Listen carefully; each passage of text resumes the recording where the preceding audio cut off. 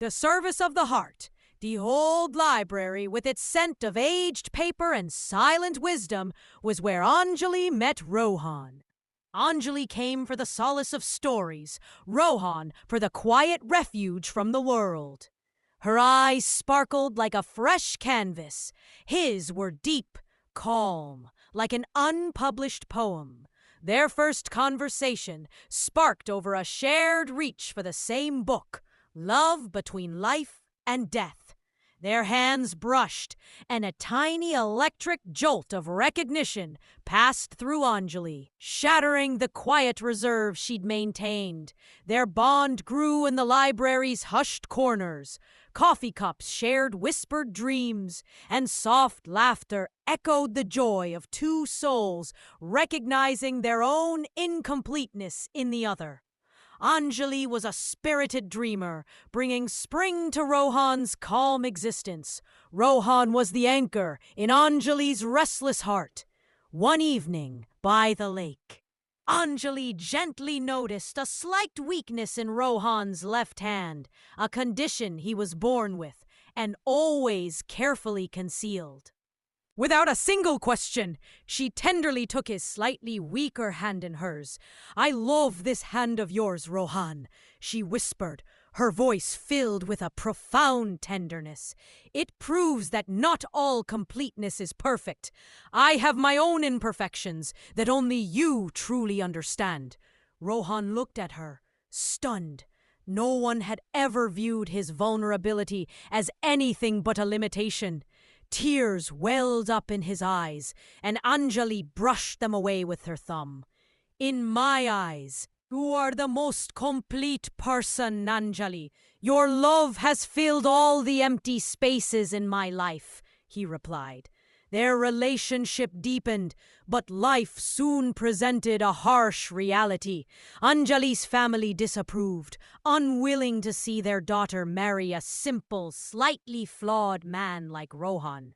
Societal expectations, wealth differences, and the pressure to marry well became insurmountable walls. Under the weight of her family's demands and the judgment in society's gaze, Anjali's heart wavered. She began to pull away. Rohan understood that the battle was not just external, but one raging within her soul. He silently let her go, knowing that a caged bird must eventually fly. Months passed. Anjali decided to marry the man her family chose.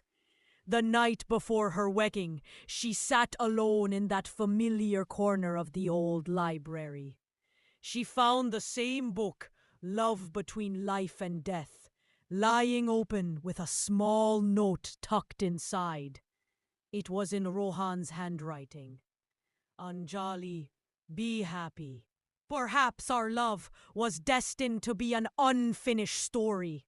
But remember, some of life's greatest imperfections are the most beautiful, for they teach us how to love even when we cannot have everything. The service of my heart will always beat for you. Goodbye, my symbol of completeness." Anjali held the note to her chest and wept. She finally understood that the perfection she had been seeking was not in the societal approval her family demanded, but in the perfect, unconditional love that Rohan's imperfect heart offered. She had pushed away the very essence of her happiness out of fear. The next morning, Anjali changed everything.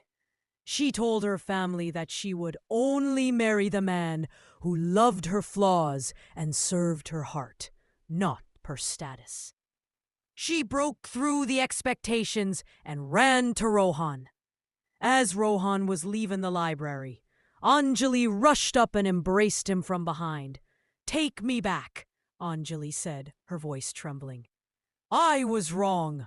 My completeness is in your imperfection." Rohan turned, his eyes glistening. He extended his slightly weaker hand. Anjali took it, the hand where their touch first connected, and held it fast. My love was always here, Anjali, Rohan said. They walked out of the old library, hand in hand, their story born in a quiet corner and sealed by a silent promise, taught them that the truest service of the heart lies not in fixing flaws, but in accepting and loving the beautiful incompleteness of another soul.